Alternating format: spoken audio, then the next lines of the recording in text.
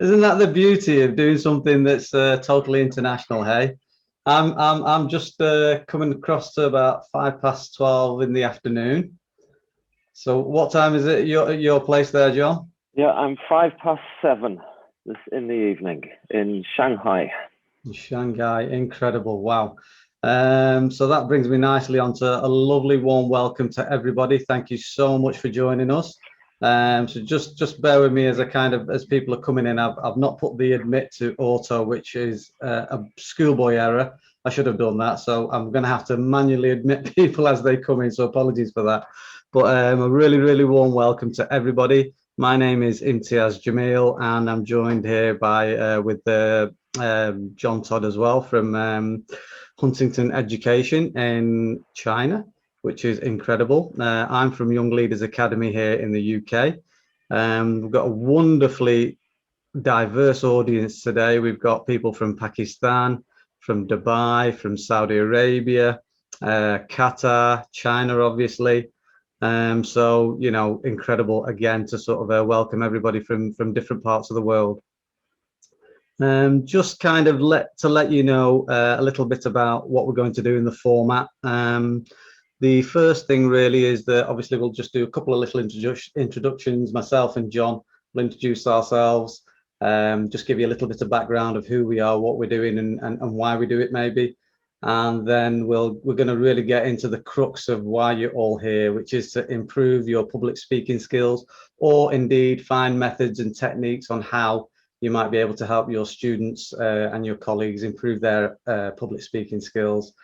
I think one thing that I would request, if everybody, this is just kind of like for the format, which I'll explain shortly, is if everybody's got a book or some kind of magazine or newspaper or anything like that nearby that they can just lay their hands on. You don't have to get it now, but you will need something like that a little bit later on. I'll explain that a little bit later as we go forward. The key format really is I'm going to try and give you 4 keys, and those 4 keys are going to revolve around preparation.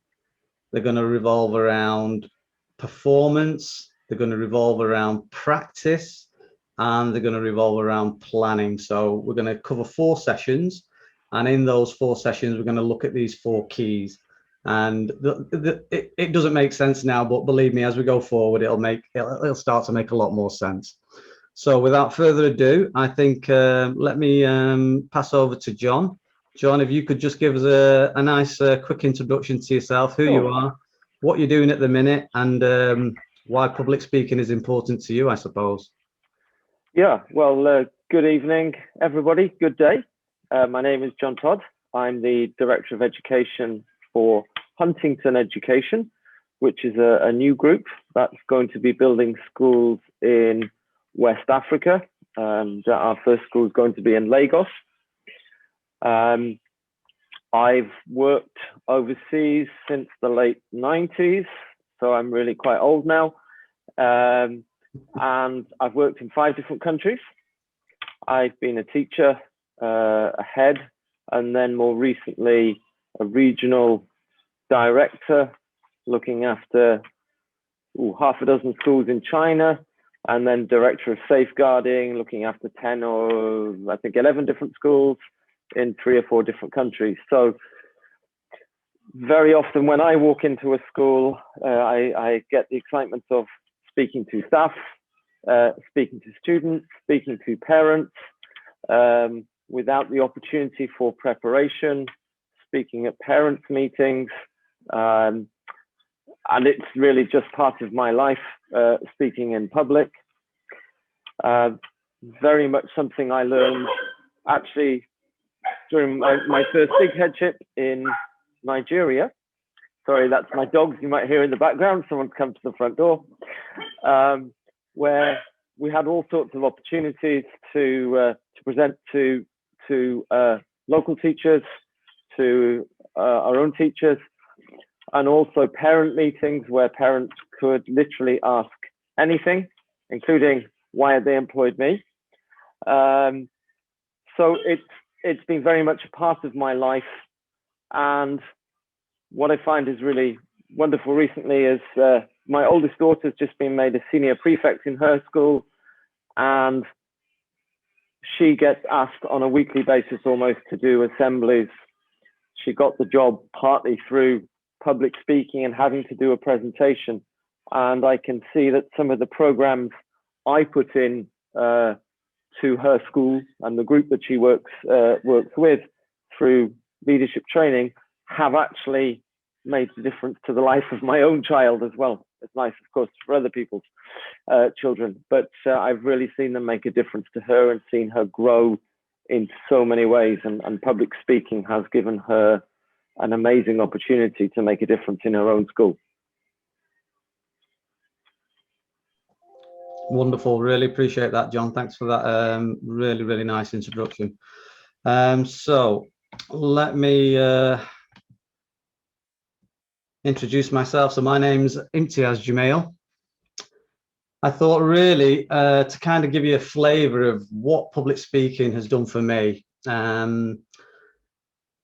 Really, in essence, it dawned on me when I got an opportunity to speak in front of a number of, in the UK, we have a group of managers called partnership development managers, and they are usually in charge of a group of schools. So they historically they had, you know, maybe 10 to 15 schools underneath their kind of umbrella that they looked after in terms of sports and sports education, which is something that, you know, I used to do. And another company that I run, we still do sports education as well. So I used to go around selling something that I'd invented called a target goal. And I thought it was the best thing since sliced bread. So I'd go and visit these partnership development managers. I would show them the product and they would go, yeah, we love that. And they would buy it for their schools, or they would say, no, it's not for us. And, you know, they would kindly ask me to leave. So, you know, it was a typical kind of sales role. One time I got a wonderful opportunity by a wonderful PDM called Nikki Scott. She said to me, Imtiaz, look, you're going around all of these partnership development managers from top to toe, country to, you know, region to region, county to county. I have a development meeting of around 15 to 20 of us. Why don't you come and present to us? I thought, wow, what a wonderful opportunity. Cracking opportunity. I can go and present now to 15 to 20 PDMs, and I can, you know, potentially do wonders for my business. And there was really at a point where it was kind of sink or swim for the business as well. So it was really interesting. So anyway, I prepared, I'd, you know, made a little video, and this is in the time when video wasn't so, you know, kind of popular as it is now. And, you know, video was on the CD. So it was a really kind of, you know, quite an old thing, really, or a new thing, I should say, back then. I turned up to the meeting, well prepared, had notes, had the video, and I realized I was just one of the things on the agenda. So I got a little bit nervous. So I thought, right, okay, I had to wait. And then Nikki kind of said, Imtiaz, your turn, come and show us what you've got. I thought, fantastic, what a great opportunity. I stood up, had my notes, had the video ready to go. And I looked at the audience and I saw these 20 eyeballs just staring at me. And I got this horrendous feeling that they were kind of urging me, get on with it. We've got plenty of other things to be discussing here. And when I sensed that, whether rightly or wrongly, probably wrongly, to be honest, I don't know what overcame me. I had this horrible feeling. I just kind of started from the head, went right through down to my toes. I thought, okay, look at the notes, start to speak. I looked at my notes, started to speak, and the words just weren't coming out. I then thought, okay, saving grace, video, let's play the video. So I said, okay, let's just play the video. I went to play the video, and the video wouldn't work. Then to add kind of insult to injury, I just felt sort of water streaming down my eyes onto my notes. And I just thought, what is going on? what is going on? So it was just a horrendous moment for me. I looked at Nikki, she was looking at me, come on, Imtiaz, you can do it. And I just said, I'm so sorry, Nikki. I just can't go any further. I don't know what's happened to me. I just can't get my words out. I just had to pack up my things, apologize, and I left the meeting. And it goes, obviously easy to say, unfortunately, that business didn't really go anywhere. But what it did show me, really importantly, a really, really key lesson. And it was really the morning after I woke up, I looked in my local paper, and just by almost like divine intervention, I saw this wonderful little one-line article, Public Speakers Club looking for new attendants or looking for new members. And I thought, wow, I need to go and take part in this. If I want this business to survive, or if I want to have the ability, if one of those opportunities ever arises again, I need to know how to speak properly in front of people. So I think, interestingly, what John mentioned, that, in international schools and private schools, sometimes this is kind of a given, that, children are taught how to speak. I'm from a state school background. It's just not the thing. And it's still, unfortunately, to this day, is not the done thing in state schools. Unless children are in kind of student leadership roles, then yes, they get that opportunity. But again, do they get any formal training? Very, very, very unlikely. So this is why really Pitch Perfect has come about. It's really an opportunity for students and staff alike to really improve their public speaking skills. I know how incredibly important it has been to me in my life, and no doubt for all of you guys that are here today, how important it is for you and your staff and your students as well, if you're from schools going forward. It's really a life-changing skill. It really is. And people that have done it kind of from childhood don't maybe appreciate that so much. Myself, later on in life, learning this skill, I know how important it is. I ended up joining that speakers club. I stayed there for 2 years. I became president of the club, and it taught me some wonderful, wonderful skills that I use to this day. And obviously, we put those wonderful skills into this course as well. So we're going to go through some of those elements as well today. So I know lots of you have got questions. I think what would be really nice, just before we get started into session one, is if everybody can just get onto the chat, just drop in where you're from and what you might think would be really important for you to learn from this workshop. So let's give everyone maybe a couple of minutes. Just dive onto the chat for me, please. You can do it anonymously by just sending it to the panelists, or you can just, fire it in and let everybody see. So please, everybody can get on the chat. I know I'm going to get on there now, and I'm going to fire in a couple of things. So using can be very intimidating. Yeah. We've got Naeem. Hello there, Naeem, sir, from Bradford, Yorkshire. I love that place. Sorry about that. I'm from Lancashire. We won the war. We won the war. Quite a few people here talking about how this can support their students. But and today you're going to be obviously doing this for yourselves. But I think the important thing you'll see here is there's some fairly simple things that you can do that will help not only you, but also will directly help your students, and you can take some lessons away from today and literally use them in your class tomorrow. Absolutely. It's going to be a really practical workshop. So I think without further ado, thank you to everybody for getting involved in the chat. This is all about public speaking. This is about getting into places that make us nervous. Public speaking is nerve-wracking. No matter how good you are, how many times you do it, being nervous is absolutely normal. And session one is all about nerves and how to control nerves. Okay, so what we're going to cover really is what are nerves, how they come about, and can we have strategies in place to help us control them.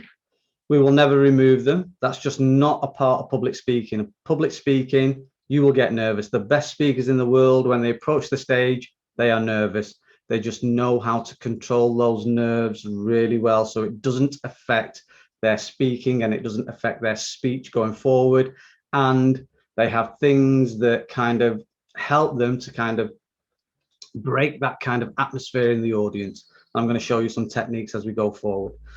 So just to kind of understand nerves, the brain normally wants to be negative. It wants to pull you away from that which you want to achieve.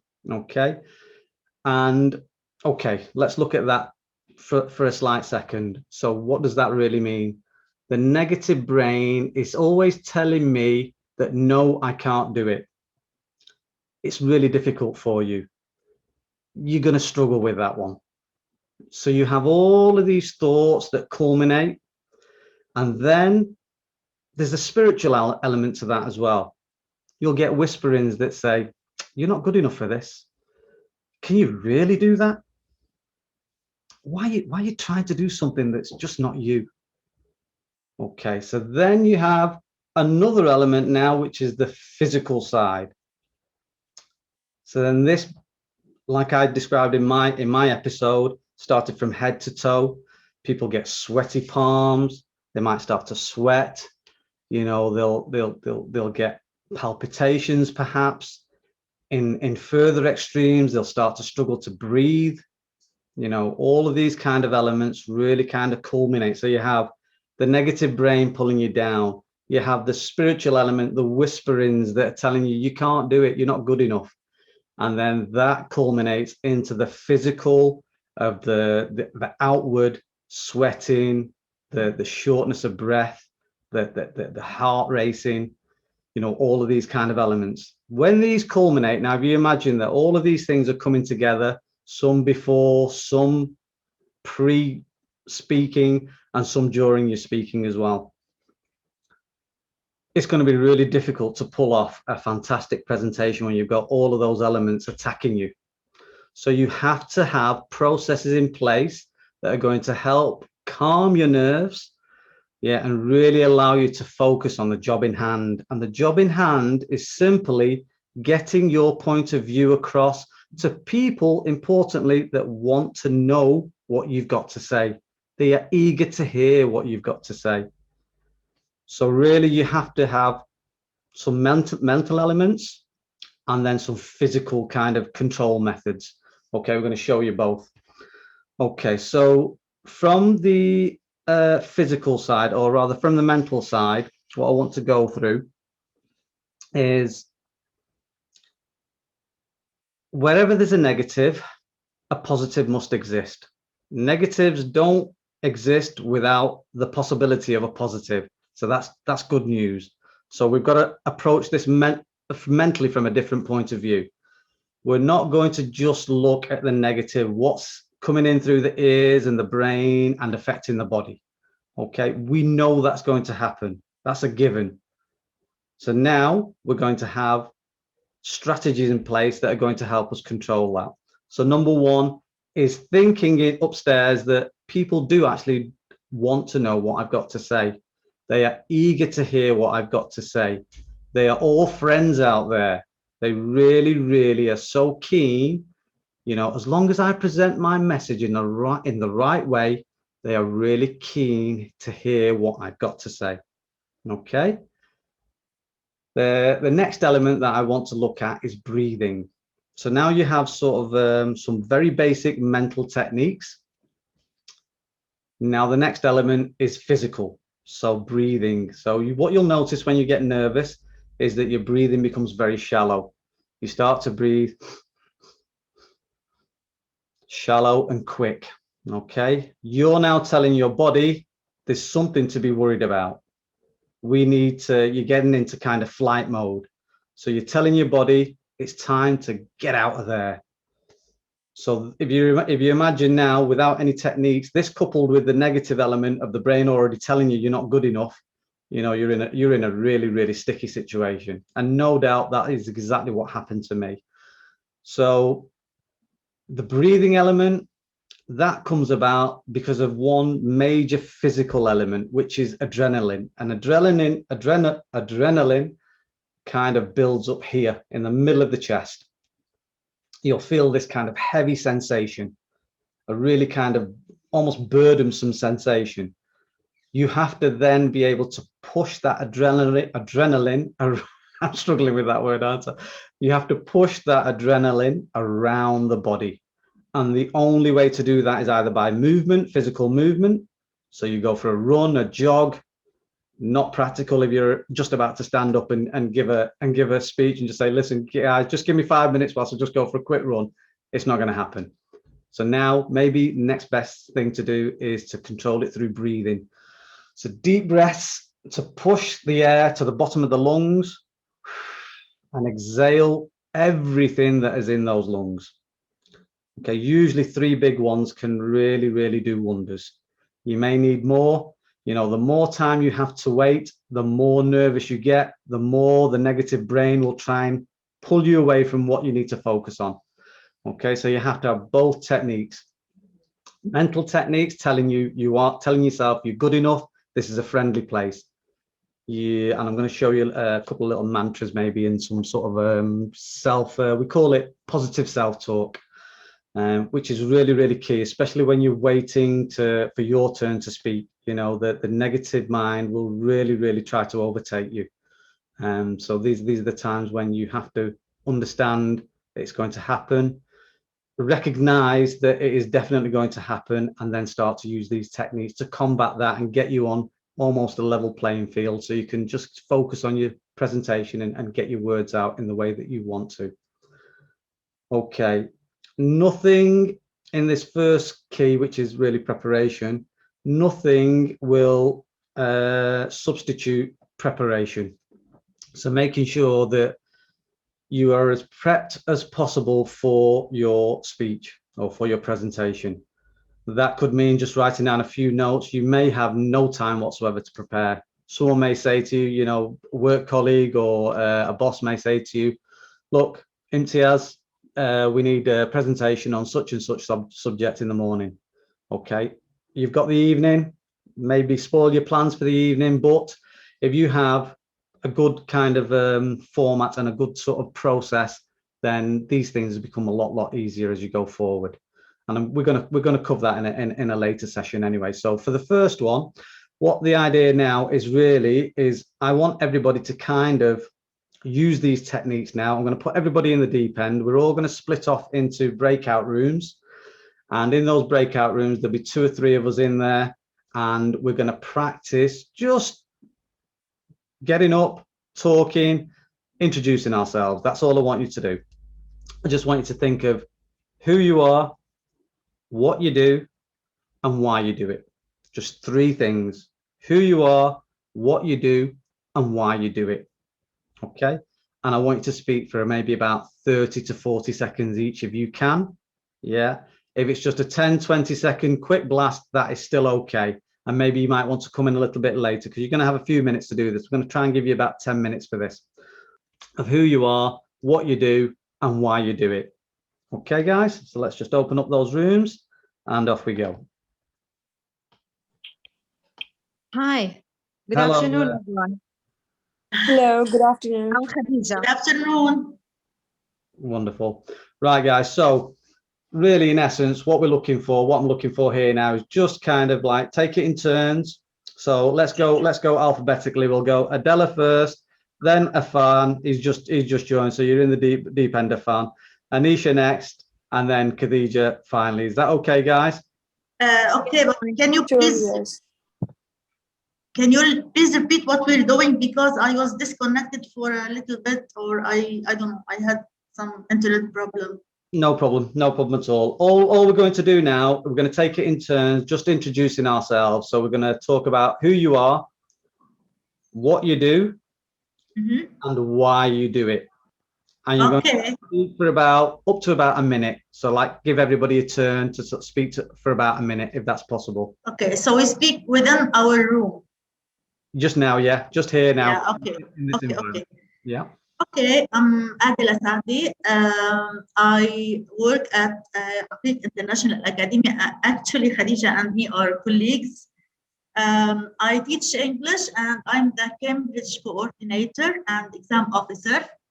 Why I'm doing it? This is the most difficult part of the question. I don't know. I like it. I like my job.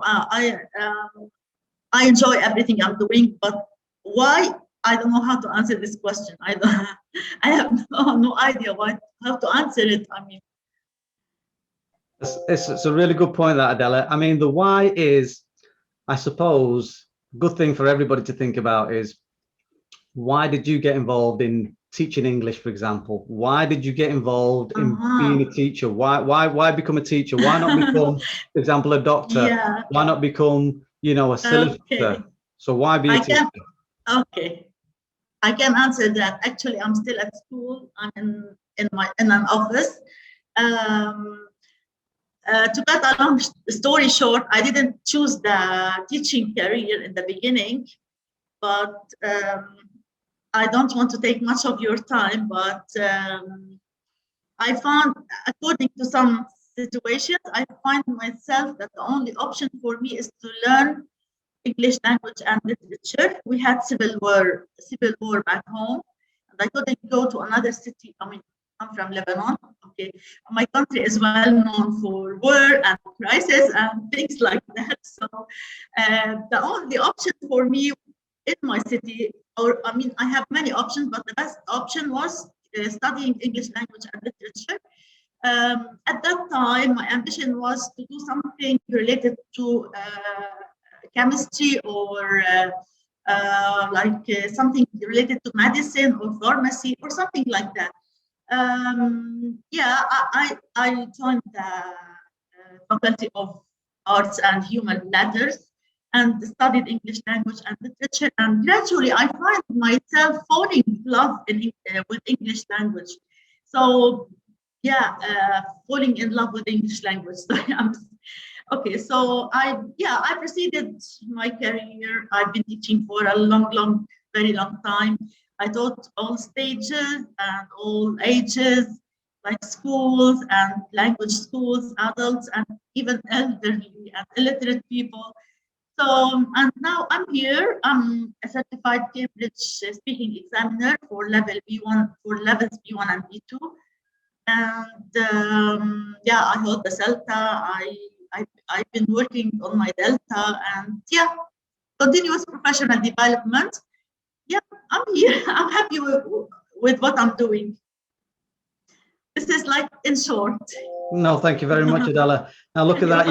You didn't know what to say before, and now we can't shut you up. So that's amazing, isn't it? Yeah. Incredible. Wow. See, that wonderful word why can have such a powerful impact when you just understand how. Thank you very much for that, Adela. That was wonderful. Exactly. Yeah.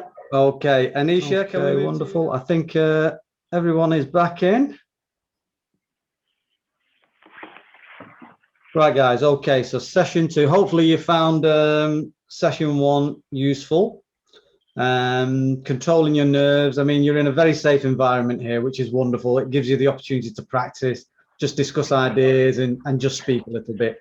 I know it can be still a little bit intimidating because, we've got cultural differences here, which I think is really interesting. Some people don't want the videos on. Some people might have internet issues. There might be lots of background noise going on. So different challenges going on, which I think is really good, actually, because that kind of really hones in your skills. This is part of the new normal, really. This is how we're communicating, from home. So we do have things going on that may normally not happen in our normal, office environments.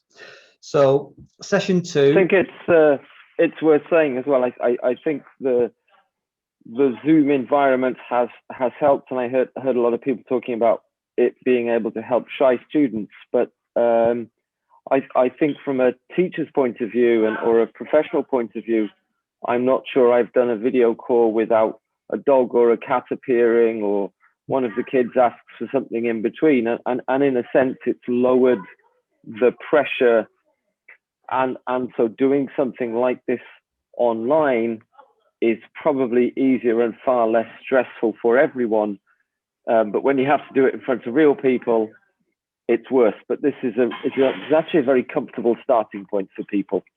I think so. I think you're right, John. It's it gives people, I think, the opportunity to make mistakes in a very safe environment. And really, this next section, which brings us nicely on to just standing up, is all about that. There is no finer tool or better tool for sharpening your sword than just getting up and having a go.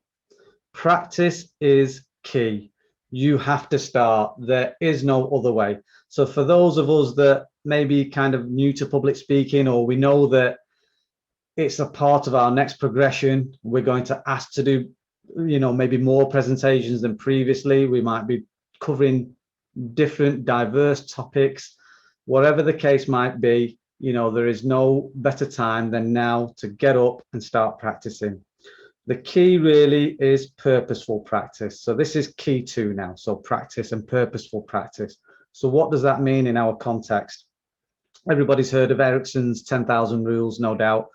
And he talks about this purposeful practice. We use it in our sports coaching, lots and lots, just to encourage children to get the best out of themselves. They must do what the coaches ask them to practice. And exactly like you're doing in your teaching professions, no doubt, you're trying to get it through to children that the only way to get better at what you do is by practicing it. There is no shortcut. There really isn't.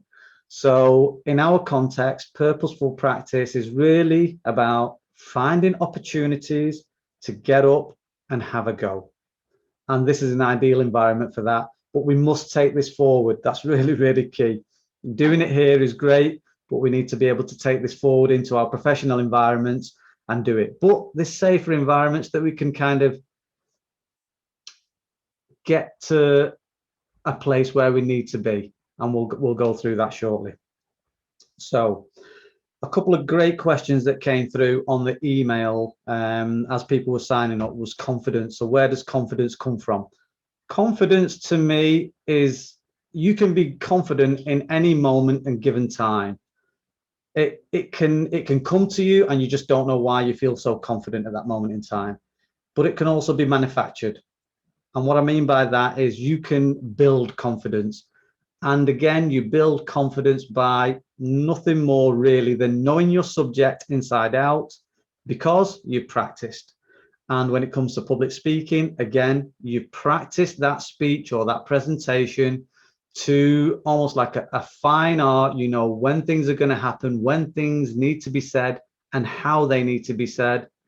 And that gives you the confidence to be able to do that. Now, you've already learned how to control your nerves.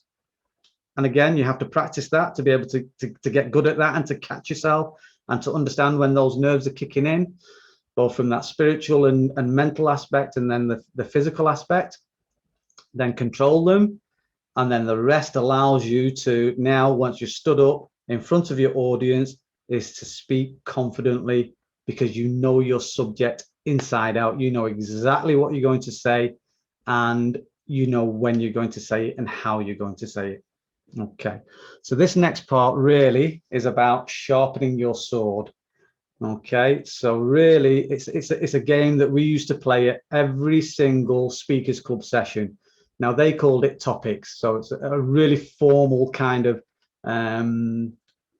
way, I suppose, of really kind of honing your public speaking skills. It's something that's really in tune with impromptu speaking, and all that means is just speaking on the spot. Okay, so hopefully everybody's got a book and you know, a magazine or something like that nearby. If you haven't, let me know, and then I'll pull out a book and I'll help you along with this next part. So again, we're going to go into the breakout rooms, and what we're going to do is we're going to basically now talk about a particular topic or subject that we know nothing about pre-hand. We've had no preparation. But I want you to think about maybe a start, a middle, and an end. Okay.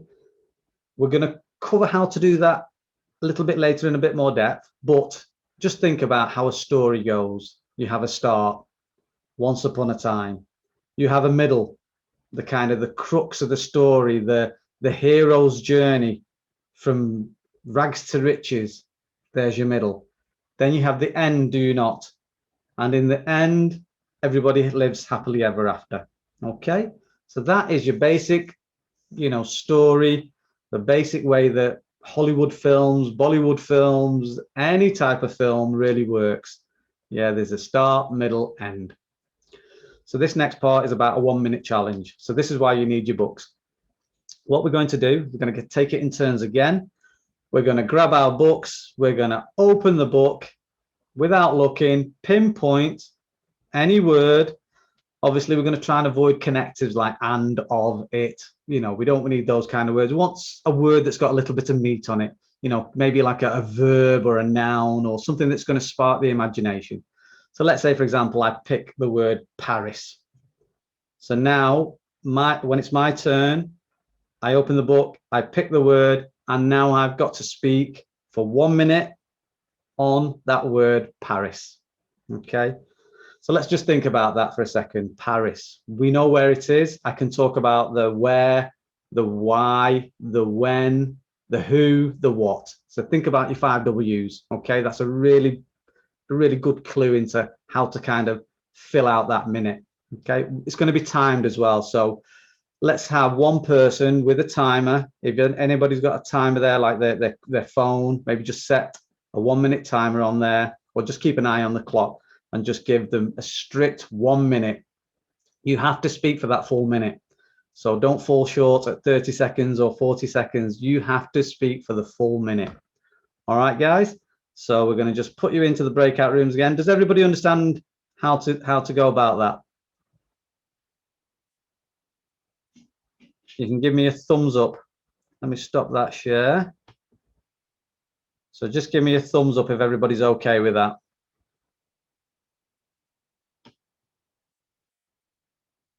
Okay, so just to repeat, this is called the 1 minute challenge or 1 minute word challenge. We're going to have a book nearby us. Open that book when it's your turn. So only open the book when it's your turn. Open the book, point to a word. Yeah, so don't look, just point to a word. And then whatever that word is, you're going to speak for it. Speak on that word or on that subject for a minute. Okay, does that make sense?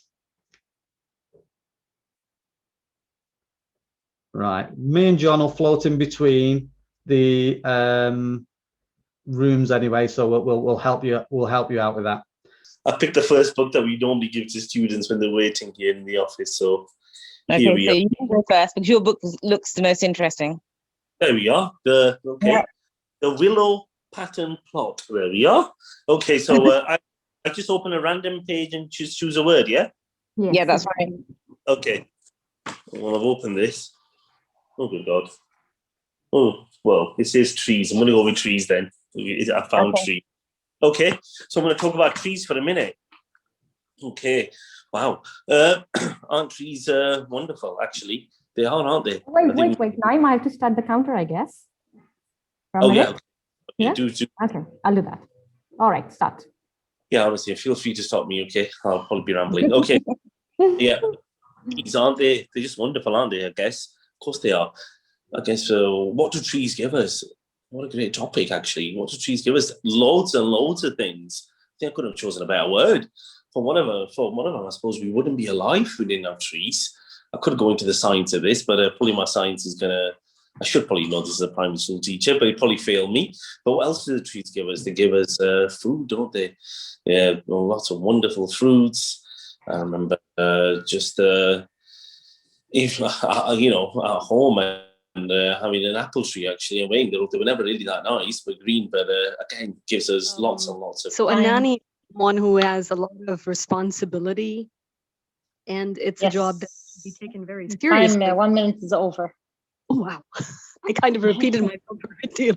Hey, no, you did really well. I mean, it sounded knowledgeable. It sounded fluent. It sounded like you knew what you were talking about, and it came across very well. So even if you didn't, you've made us feel that you knew about this subject, and that's the main issue here, is make us believe, and you did. Thank you. Thank you so and much. And both of you, I think in both cases, thank you. You managed to keep something going. So how did we find that session, guys? Did we get on okay? Yeah, it was good fun. Good. Excellent. It's a bit nerve-wracking because obviously you're doing stuff on the spot, but It really, really is a useful game to really sharpen your public speaking skills. Yeah, definitely. Because when you're put on the spot, that's when you're really cautious of what's going on and what you say, and you start repeating. Yeah. So it's a good way to practice. With practices should hopefully overcome these obstacles. Absolutely, absolutely, and that is the key to it. Is practice. You know, the more you do this, the more you put yourself in those kind of awkward situations where you know that, look, it's going to be tough for me, but if I put myself there, I'm just going to get better and better at it. Yeah, And that's one of the main things I need to overcome, because I know what to say, but I just take the back seat for some reason. I always take the back seat. I don't know why I do that, but I do. And I just want to overcome that fear. I was in exactly the same situation, actually, to be honest, Miss Cumran. And what I found was that when I actually kind of started to, you know, this personal development journey on trying to, you know, build my public speaking skills, at first I thought it was just going to be beneficial for business, but actually so much more than that. You know, if I was ever in a workshop like this, I would be the one at the back of the room, hiding behind everybody else, and I would not dare put my hand up to answer a single question out of the fear of either being wrong or being laughed at or asking a silly question. All of those things were always in the back of my mind. And now I find myself annoyingly at the front of the room asking all of the questions, you know, and I'm probably the one that the presenter's thinking, don't make eye contact with Imtiaz because he's going to ask me too many questions. It is really just, I think, you know, you're on the journey, you've started, and you want to do something to improve yourself. You want to do this to kind of, you know, better yourself and put yourself in there, really, you know, in that situation, and give yourself the opportunity to progress and develop. So you're doing exactly the right thing. Just got to continue with it. You know, don't just leave it for this workshop. And that'll be my message at the end as well. Do not just leave it for this workshop.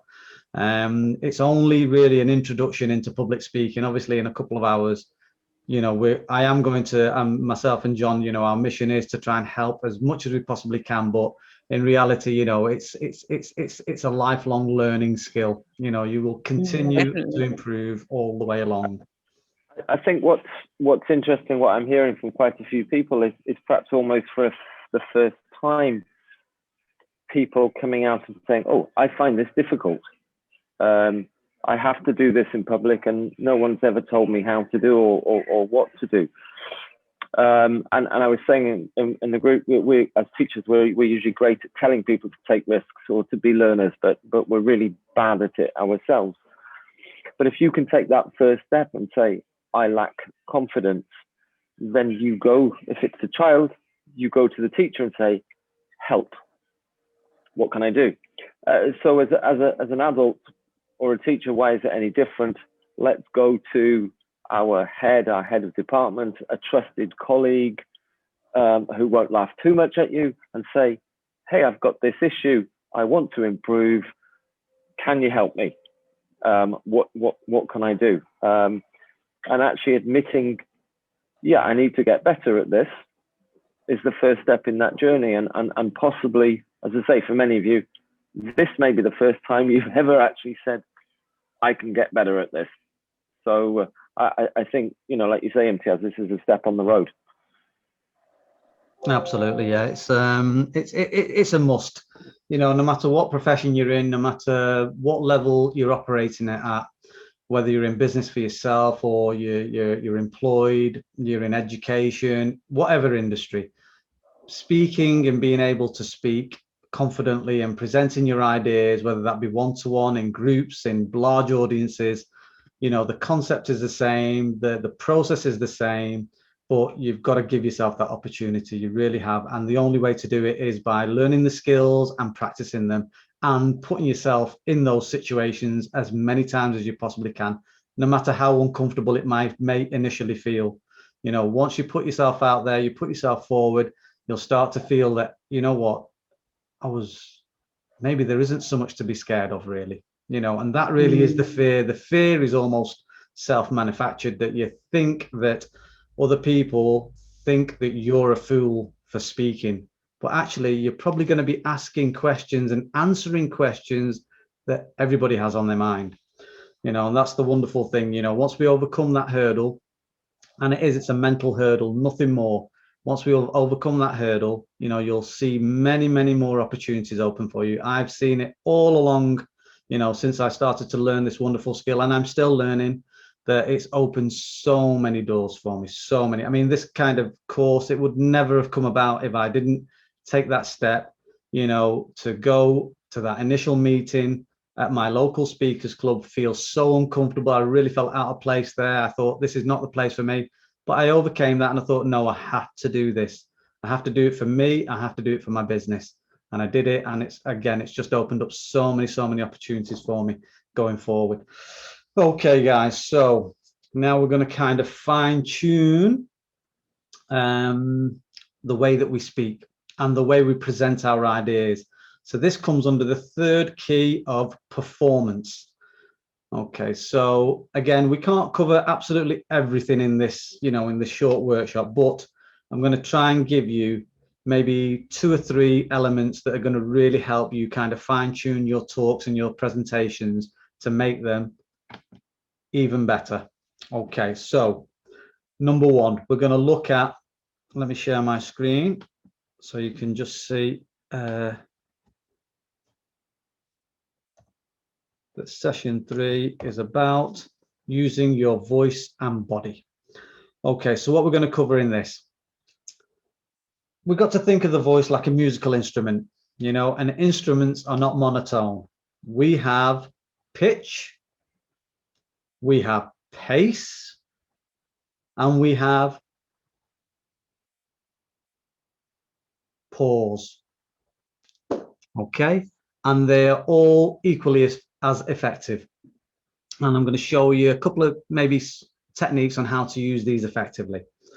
Okay, so let's look at pitch. What is pitch? Pitch is the kind of undulation in my voice. So when I want to speak about something that is maybe kind of important, I'm going to put some stress in there. So the pitch of my voice changes, doesn't it? The sound changes. It may go really, really high and tense and strained, or it might become really soft and engaging. Okay, so there's just a couple of ideas, just a couple of little simple techniques that just help you understand what pitch is.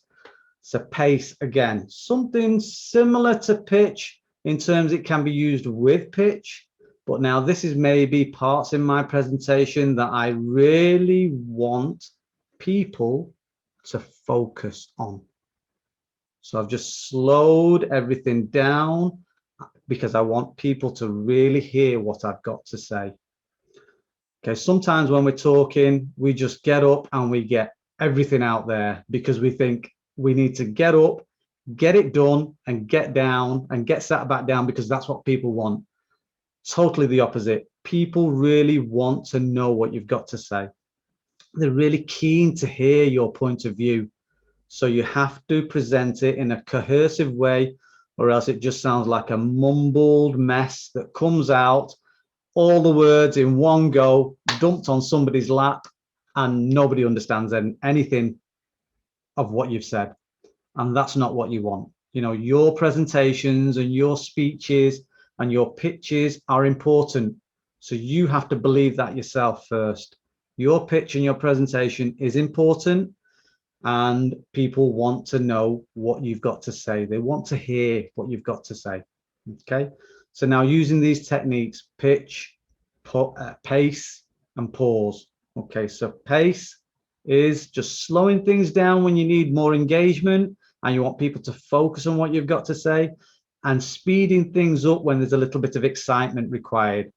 You know, for example, in our Pitch Perfect course where we're doing it for children, I explain a little story. So there, it goes along the lines of, and there was a boy chasing me. I could not get get away from him fast enough. I really needed to move, but my legs just would not carry me.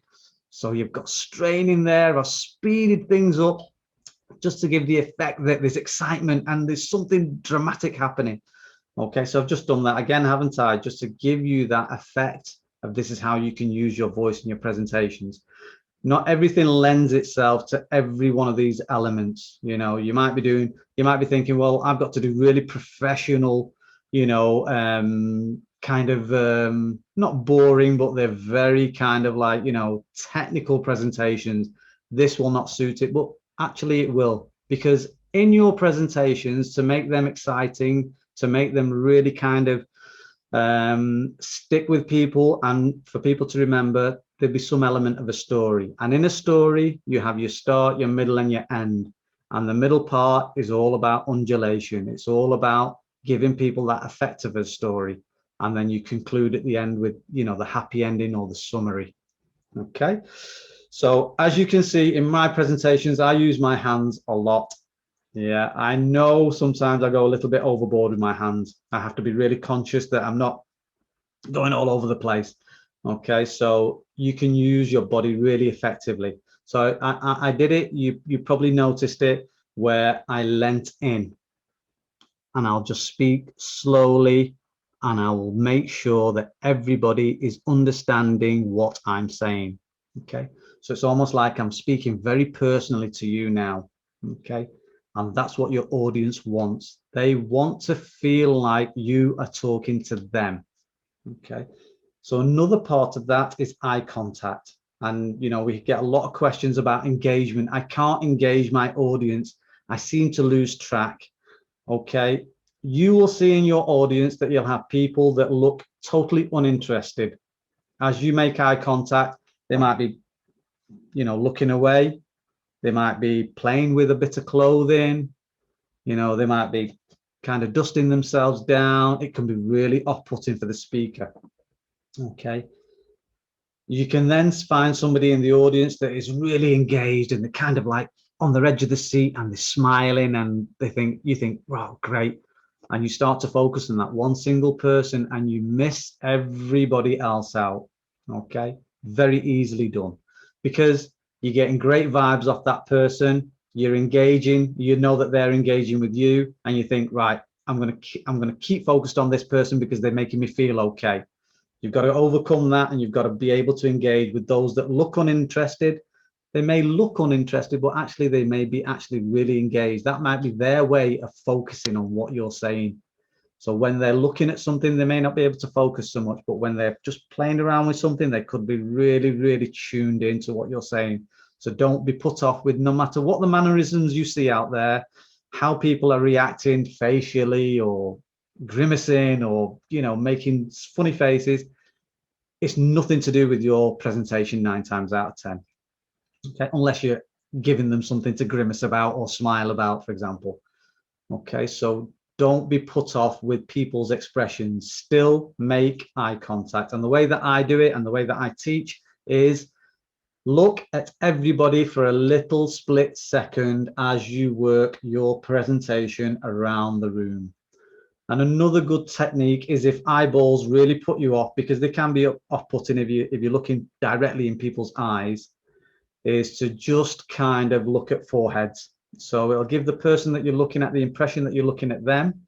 But if you look at the forehead, it's kind of a little bit less off-putting, especially when you're starting out doing presentations in front of larger audiences. But your eyes used for engagement are really key to holding and making people feel like you're talking to them. And that is really, really, really key. Okay, so in this next part, what we're going to do, we're going to use these techniques now to expand on our 1 minute word challenge.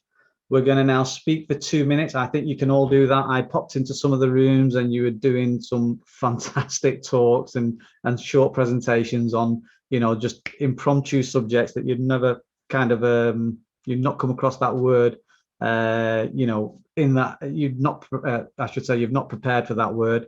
So let's move that to 2 minutes now. And again, don't wait for either myself or John to come into the room. Just get started. I'm going to give you another 10 minutes. This time, I mean, I know some of the ladies don't want the cameras on, so but still practice using your pitch, pace, and pause. We can all hear that, so that's great.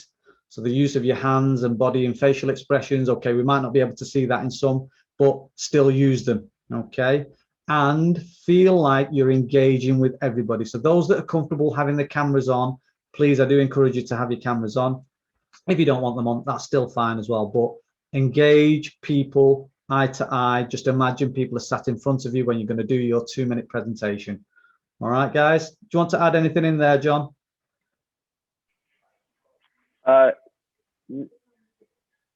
No, I don't think so. I think you've covered everything. Yeah.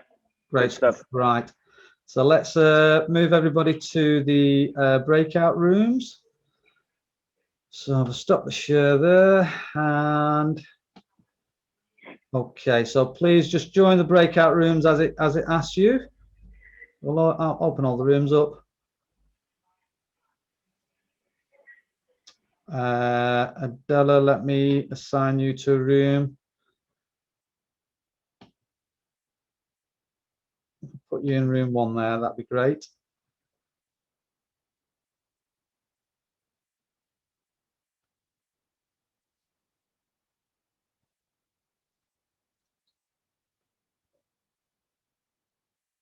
If anyone's having any issues joining the room, please let me know.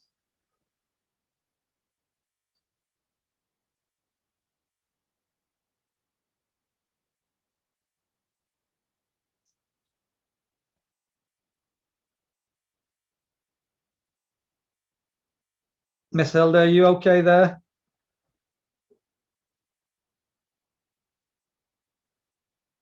Thank you. Okay. I guess they said about pace and your hands and your eye contact. When you're... Do we need to talk about something like in particular? Or is it Haram? Sorry, is that what it was? Sorry. What's the name? Sorry, I've My not name? said it. Yes, I haven't said it properly. It's sorry. Kumran. Okay, sorry, yeah. Kumran, did you hear it? I'm so sorry. I was halfway through listening. He said talk about the same topic, and he said if you can have the cameras on, have them on. But I haven't got my camera on, so I'm sorry about that. But no problem at all. How our body and our body language, eye contact is so important in public speaking. And he said do the same thing again using instead of using 1 minute, I think he said use 2 minutes. Yeah, and I guess I think body language generally is fairly important, isn't it? Isn't it? And pitch and the tone, nothing quite as bad as people when they're just reading from like a PowerPoint and they just have monotone. Oh, okay. There was a note. Sorry, Naim, to cut. There was a note that we need to use the 1 minute technique here. I think the one we did previously. So we need to pull out one word from the book, and then we need to talk about it, and then Yeah, 2 minutes. There we need to practice. Yeah. Okay. So who would like to go first? Yeah. Let's ask a request 9 to start this time. No problem. I'm happy. I can start. I mean, I don't want to. Okay. So should I just? What do I choose? Any other word? Yeah. Yeah. Just another word. Oh, what do I get? Oh God. Father. No, okay. I'll go. I had girl or father, so I'm gonna go with father. Oh God, yeah. Yeah. Let's start with father. Okay. So now I'm gonna look at the camera. Do my hair, okay? That's important. That's really important, okay? That's right. Spike them up a bit. Okay, so I'm talking about father. I've got 2 minutes. So father, what's another word for father? Oh, I don't really say father. I say dad or Abba in. Abaji. Yeah, Abaji. Yeah, I always get the G part. I'm very rude, aren't I? So yeah. So look, fathers are they a fantastic thing? I mean, my dad told my dad. My dad is. He's retired now. He's in his early 60s. He spends about 6 months in.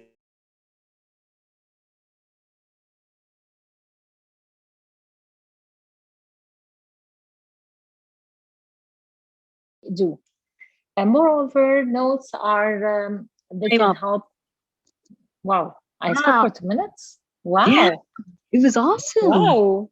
Yeah, wow. I mean, it was, you just kind of kept going with it, and it felt like you knew what you were talking about. It didn't sound unplanned. It sounded there was some structure there, and that's difficult with no preparation. I was just, my mind was just racing with what things I do with notes, and I was just coming up with the words of the things that I do. Wow, awesome. Yes, I love it. It's probably quite a good idea for perhaps both of you to do it with a stopwatch or a countdown in front of you, so that you actually know when your time is coming up and you can draw it. I'm using my hands, I'm copying Imtiaz now. You can actually draw it to a close. So that you can then, because one of the worst things is when people say too much. So you could actually look, okay, 55 seconds, I've got to finish my sentence and finish. So you then add another layer of kind of complexity to it, because you don't have any problem in speaking for 2 minutes. All right, thanks, John. Excellent. Right, we're going to have to zoom through this next part. I'm conscious of the time.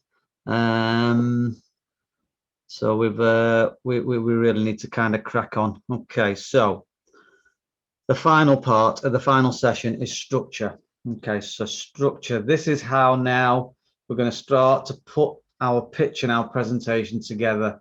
And this format works for pretty much all of your presentations. Okay, you can get far more complex than this, but I want to keep it really simple so it gives you something, a really nice takeaway that gets you started on this journey and improving your current presentations and hopefully making those to come really, really good. Okay, so as I mentioned before, think of your structure like a story. You have a start, you have a middle, and you have an end. Okay, so what does that really mean? Start? Can we all start with once upon a time? No, we can't, can we? Because not every presentation is going to lend itself to once upon a time. But the start is always about getting attention. Okay, and that can be done in a number of ways. So, for example, I started my presentation pretty much straight away with a story. Okay, so I've come in and I've just told you a story about my journey of public speaking and presenting in public. Okay, it may well be a prop. So you might stand there. I mean, I've just got this to hand, and I might just be stood like this, pretending to talk into my phone. No doubt that's going to annoy a lot of people. It's going to get attention. Is it the right way to start? It's just an example, but you get the idea that sometimes a prop may be, you know, the right thing or the right way to start your presentation. Try to avoid, I am going to talk about, people kind of really already know what you're going to talk about. People are really, you know, they're not there to hear that. They don't really want to hear that. But the way to get attention is maybe you open with a question. Maybe you open with a statement. So, for example, on one of my posts, I put, did you know that those people that can present in public confidently earn on average £9,000 more than their counterparts? Now that's attention grabbing. Who doesn't want to earn £9,000 more? Okay, so you know we're getting into the psyche that a statement works, it gets attention. Some kind of headline, figure, fact, whatever your industry is, whatever you're presenting, whatever the topic is, there will be some kind of headline, you know, kind of the Daily Star type, such and such has done this, and that grabs attention. It gets people focused. It gets people focused on what you are about to say. Okay, and gets people tuned into you. It's really important. Without grabbing attention, you will never have a memorable speech. You will lose focus yourself because you're trying to catch the audience all the time, and people will seem uninterested. Okay, so you must open with something strong. The middle part, now this is where we flesh out our subject. It could be, again, facts and figures. It could be a story in there that kind of explains your topic matter, explains your subject matter in such a way that people are really kind of along with you on that journey. You're holding their hand and you're taking them with you. Excuse me. So the middle is about fleshing out your subject matter. The end, as we say in marketing, is tell them what you've just told them. So the conclusion and the end is really you're summarizing what you've talked about, what the presentation was about, and you know, you're putting it in a really nice, maybe like a statement at the end. It could be you know, a really nice conclusion about how you got to this end point, you know, the end of the story. And this is the memorable part. People are going to remember your opening. They'll remember some, it's really unfortunate, but they're going to remember some of your fleshing out your middle part, but they're definitely going to remember your summary, your end part. So make sure all your chunky bits, all the takeouts and the take homes are in that conclusion. Okay. When you're developing the structure of your speech, you know, try your best to avoid writing it down verbatim, word for word. When you write things down word for word, you're going to take that along with you to your speech, because you're going to say to yourself that I cannot possibly remember all of this information without having it written down in front of me. Conceptually wise, it makes logic, doesn't it? It sounds like, yeah, that makes sense. However, when you get to your presentation, you are going to forget pretty much all you've learned, and you're going to just focus on your piece of paper. You're going to look down, you're going to sound monotone, you're not going to engage the audience, and you're going to almost be talking into your boots. You know, you're going to lose people really, really quickly. Nobody likes to listen to somebody that sounds like they're reading from a book, unless the book is really exciting. But even when you're reading from a book, you're still making eye contact with people and engaging people. When you've got it written down verbatim, word for word, it is so difficult. I've done it myself. It is so difficult to make eye contact with people and to engage people. You will sound really labored. Yes, John.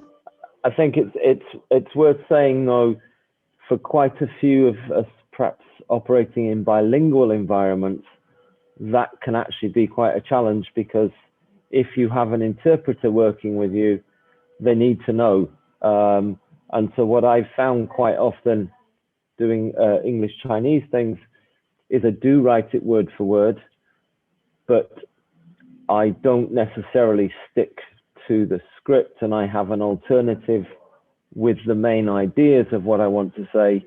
But there are occasions when sometimes you do have to do it. Otherwise, the poor guy who's trying to interpret on the hoof, and many times that's not their professional job.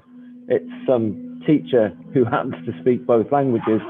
It makes it really difficult for them. So that would be the only time when you might think about doing that. Thanks for that observation, John. Yeah, really, really good point. So what I would suggest is, when you're doing a presentation, you know, let's imagine the environment, you're facing the audience, have your subject matter written down in bullets.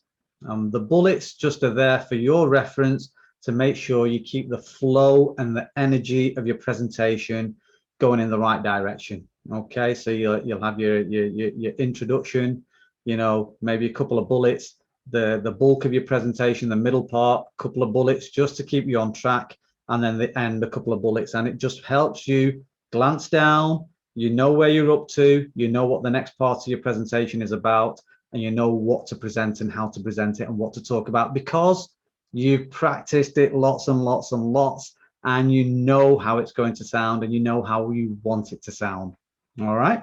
Okay, so the power of threes. So this is just a technique that you might put in to emphasize points. So like I use with pause, pitch, pace, you know, threes, a little bit of alliteration in there, you know, using subject or, you know, kind of whatever your topic demands, you know, finding what works in threes to really hit points home. Okay. It may be something like you see, you feel, you hear. You know, again, just an example of how you might use the power of threes. Okay, metaphor explain things, again, like a story, you know, metaphor, this is like, so you might have something like a complex subject matter that you're trying to get across to your students, and you might kind of simplify it with a metaphor. It's like whatever it's like. Yeah, so metaphors kind of help you explain things, complex subject matters in a really simple way so people get it. When people get what you're talking about, they feel part of the conversation and they're drawn into the topic matter more, and you get that engagement. All right, guys. So for this final part, again, we'll just spend a few minutes on this now. you're going to now do a presentation. Okay, I know I'm putting you on the spot. You're going to do a presentation about you. So everybody's favorite subject matter, not necessarily, but I want you to think about what we did at the start, the who, the what, the where. But now you're going to just flesh that out a little bit, and you're going to speak for 3 minutes each. Okay, so now look, as we've gone along, we've gone from 30 seconds. You did that amazingly well. We expanded to a minute. Again, really, really good job. You went to 2 minutes, and what I could hear in the rooms was just really, really good. So now speaking for 3 minutes, hey, easy, easy. And you're going to speak about yourself. Again, think about who you are, what you've done, why you're doing it, where you're doing it. You know, those kind of the W's. Okay. So I'm going to put you all into breakout rooms again. And then we'll culminate and just sort of finish off at the end as well. Okay, right, guys, let me just get you into the breakout rooms. You've got 30 seconds according to my clock, Miss Cumran. No, I thought I'm done. Yeah, so I'm just hoping that this session that is in will help me to develop my anxieties. Awesome, really good. Thank you so much. It was really good. I know it's difficult to put on the spot, but I think what really kind of just some kind of tips to it, I suppose, really is that you know, when you got into the what you've done, you know, it almost became a little bit flat. But then when you got into why you do what you do, you know, your natural kind of passion comes out for your subject matter, and that's really key for us all to remember, really. And I will just remind everybody when we go into the main room is just that, you know, your passion is what we want to really hear, and that's what really engages your audience. You know, that's right. That why element. You know, what makes you tick? Why did you do that? We're really, really keen to hear that. You know, it's something natural within all of us that we really want to know why somebody does something. You know, the what and the quals, the great, you know, they kind of give you that bit of authority, but it all gets a bit monotone. You know, I've done this and I've done that and I've been here and I've been there. Okay, great. You know, it gives us a bit of a background. That's nice. But what we really want to hear is why you do it. You know, and when you cover that, you know, straight away in your own voice, I don't know if you noticed it, we could then see like lots of different flavors come in your voice. There was the pitches, the paces, the pauses were there. You know, you could see there was, you know, we can't see you, but we can feel the passion. So it's great. You know, that's just something to remember. Okay, guys, thank you very much. I hope that was useful for you. I hope you've had, you know, lots and lots of fun and importantly, learned something along the way. I know people are having to dive out because they've got things on, but really appreciate you sticking it out to the end there. That's really, really good. Just before everybody sort of kind of tunes off, just to let you know, in terms of this public speaking course for your students, it's called Pitch Perfect. It will be launching this month. This coming month, I should say. So it'll be ready online. It's an online course for students, essentially. We also provide training for staff. So like this workshop, there are also public speaking workshops that we provide for staff. Again, please, you've got contact information there. These slides will be available after the event, so you can look back at them and just review the information and hopefully put that to practice. You can also, you know, contact us if you would like to take this further for either yourselves or your students or your staff members. We'd be more than happy. The wonderful thing is now with Zoom, everybody's used to Zoom and conferencing. You know, we're doing this internationally, which is absolutely incredible for us as a company from the UK, but it just means we can expand our reach to many, many people from all over the world. And it's something so exciting. I've got a little poll that I want everybody to sort of take part in. There's only 2 questions in it. I'm going to launch that now. If you can just have a quick go at that for me, please.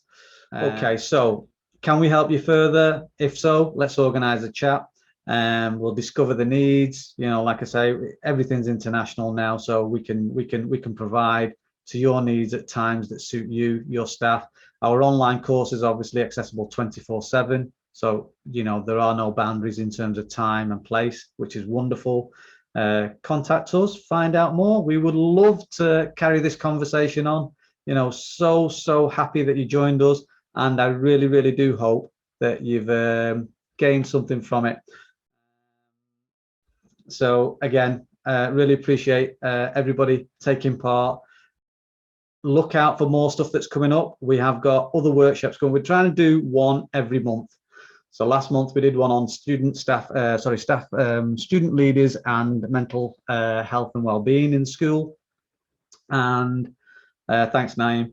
And also our whole thing is about developing young leaders and developing those leaders that are going to take your organizations forward, you know, whether that be in your schools or your staff. You know, we're really keen to help you move that and move your progress your student population and yourselves forward. So thank you again very much. Really appreciate that. Any comments that you want to chuck in the chat, please do. Feedback is always great. It helps us improve. And thanks for Naeem. He's they're implementing the Pitch Perfect course from ourselves, and I'm really looking forward to working with them.